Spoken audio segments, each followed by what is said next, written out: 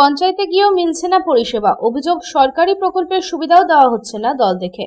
ক্ষোভে ফেটে পড়ে পঞ্চায়েত কার্যালয়ে তালা ঝুলিয়ে দিলেন বিক্ষুব্ধ গ্রামবাসীরা। প্রধান ও উপপ্রধানকে লক্ষ্য করে ছোড়া হলো ডিম, উঠল চোর চোর স্লোগান। উত্তপ্ত পরিস্থিতি সামাল দিতে ঘটনাস্থলে মোতায়েন করা হয় বিশাল পুলিশ বাহিনী।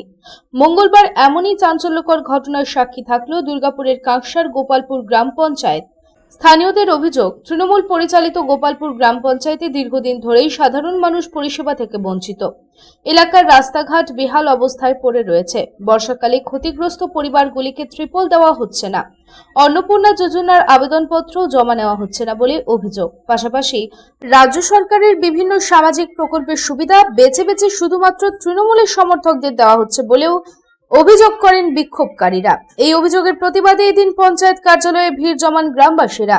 প্রথমে প্রধান ও উপপ্রধানের রুমের দরজা বন্ধ করে বিক্ষোভ দেখানো হয়, পরে পঞ্চায়েত কার্যালয়ের মূল দরজায় তালা ঝুলিয়ে দেওয়া হয়। অভিযোগ, প্রধান ও উপপ্রধান কার্যালয় থেকে বেরিয়ে যাওয়ার চেষ্টা করলে তাদের লক্ষ্য করে ডিম ছোড়া হয়। পরিস্থিতি উত্তপ্ত হয়ে উঠলে ঘটনাস্থলে পৌঁছায় কাকসা থানার পুলিশ এবং পরিস্থিতি নিয়ন্ত্রণে আনে।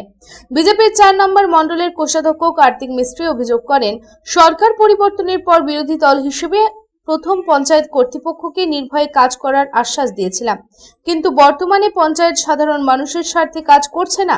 সেজন্যই এলাকাবাসীরা বিক্ষোভ দেখাচ্ছে।